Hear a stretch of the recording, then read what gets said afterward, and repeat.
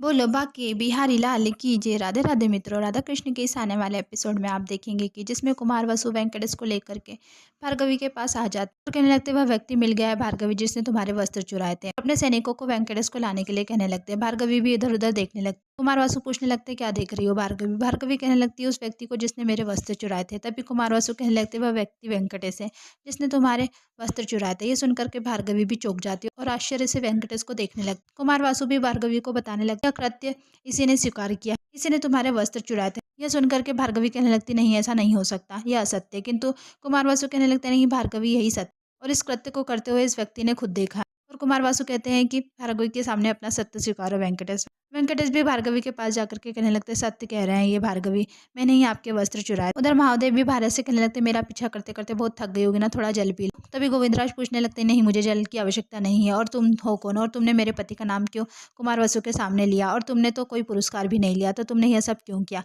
महादेव भी कहने लगते इतने सारे प्रश्न तुम एक काम क्यों नहीं करती है, उसका उत्तर अपने पतिदेव से क्यों ही नहीं जाकर ले लेती है। योजना तो तुम्हारे स्वयं पतिदेव की थी। गोविंदराज कहने लगते ऐसा कैसे हो सकती है, योजना उनकी कैसे हो सकती है, उनकी क्या वो अपने आप को खुद ही फंसाएंगे। तभी मौका देख करके महादेव वहां से गायब हो जाते। गोविंदराज भी सोचने लगते हैं महादेव यह कहाँ गायब हो गया व्यक्ति, किंतु उसने ऐसा क्यों कहा कि यह एक योजना थी। और सोचने लगते हैं मुझे अतिशीघ्र भार्गवी के घर जाना होगा और भार्गवी के घर के लिए निकल जाते हैं। उधर भार्गवी वेंकटेश को देखने लगती है और उसे स्मरण आने लगता है कि किस तरह से वेंकटेश पैर पर चढ़े उसके वस्त्र निकालने के लिए और फिर गिरे भी थे।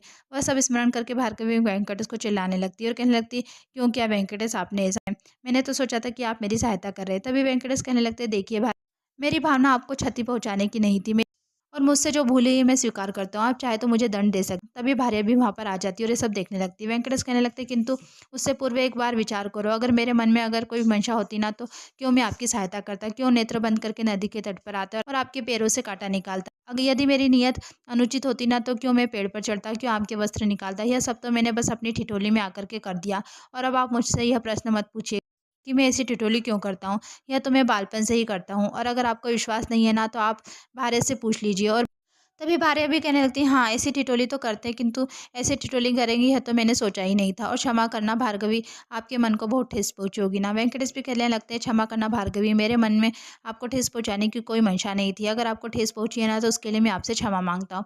तभी भार्गवी को वेंकटेश की कही बात स्मरण आती है कि आप तो सर्वश्रेष्ठ नर्तकी बन सकती है, बस जरूरत है तो बहुत अधिक प्रयास करने की। भार्गवी सोचने लगती मैं तो अच्छी तरह से जानती हूँ कि वेंकटेश ऐसा नहीं कर सकते, वह कभी भी जानबूझ करके मेरा मन नहीं दुखा सकते, उन्होंने तो मेरी सहायता ही की है। तभी कुमार वसु कहने लगते हैं क्या सोच रही हो भार्गवी, दंड दो इसे।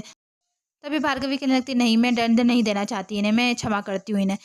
कुमार वसु कहने लगते तुम ऐसा कैसे कर सकती हो भार्गवी, वेंकटेश ने तुम्हारे साथ कितना गलत किया है। पर तभी भार्गवी कहने लगती मेरा मन कहता है कि वेंकटेश यह सब कुछ जानबूझ करके नहीं कर सकते, इसलिए मैं क्षमा करती हूँ। और भार्या से भी कहने लगती भार्या आप भी इन्हें क्षमा कर दीजिए। वेंकटेश भी भार्या से कहने लगते भार्या अब आप भी मुझे माफ कर दीजिए ना। और भार्या का हाथ पकड़ करके एक तरफ ले जाकर के कान में कहने लगते गोविंदराज आपको प्रमाण चाहिए था ना कि भार्गवी को मुझसे लगाव हुआ है या नहीं। गोविंदराज आपको प्रमाण चाहिए था ना भार्गवी को मुझसे लगाव होने लगा है, तभी तो इतना सब कुछ होने के पश्चात भी उसने मुझे दंड नहीं दिया। क्यों। गोविंदराज भी कहने लगते क्योंकि कहीं ना कहीं उसके मन में प्रेम जागने लगा।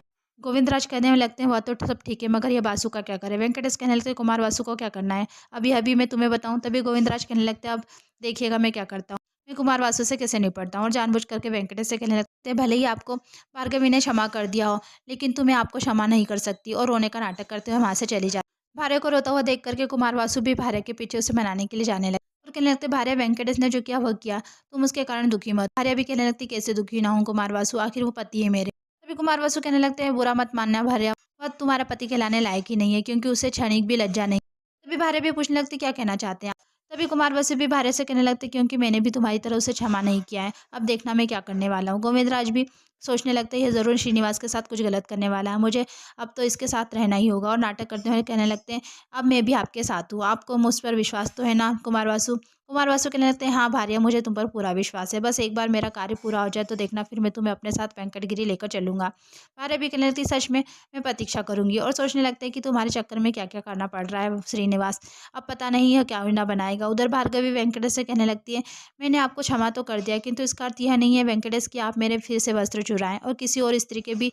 वेंकटेश हंसने लगते और कहने अच्छा लगा ये सुनकर के, मैंने देखा आप स्वयं ही नृत्य का अभ्यास कर रही थी, आप ऐसे ही प्रयास करते रहे। और मैं जाता हूँ भार्या को मनाने के लिए। भार्गवी भी सोचने लगती है कि यह वेंकटेश भी बड़ा अजीब है।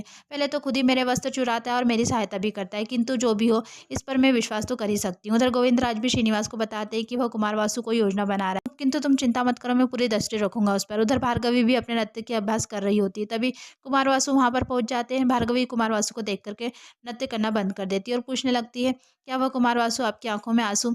गोविंदराज भी छुप करके उन पर दृष्टि रखे रहे और कह रहे होते कितना बड़ा नौटंकी है नायक। कुमारवासु भार्गवी से कहने लगते, आज इतने दिनों बाद तुम्हें प्रसन्न देखा है तो ये आंसू निकल आए। जब मैंने वेंकटगिरी में तुम्हें पहली बार देखा था ना, तभी मुझे तुमसे प्रेम हो गया था, किंतु यहाँ आने के बाद तो मुझे भूल ही गई। तभी भार्गवी कहने लगती, नहीं कुमारवासु, आपने तो मेरी कितनी सहायता की। अगर तुम्हें हमारे संबंध का कोई भी मोल है ना, तो क्या मैं तुमसे कुछ मांग सकता हूँ? मैंने कभी सोचा तो नहीं था कि कहूंगा तुमसे, किंतु अब कहना चाहता हूँ। यदि तुम इस प्रतियोगिता में विजय हुई ना, तो तुम श्रीनिवास और पद्मावती को भूल जाना और मुझसे विवाह कर लेना। ये सुनकर के भार्गवी आश्चर्य से कुमारवासु को देखने लगती है और उधर गोविंदराज भी चौंक जाते हैं।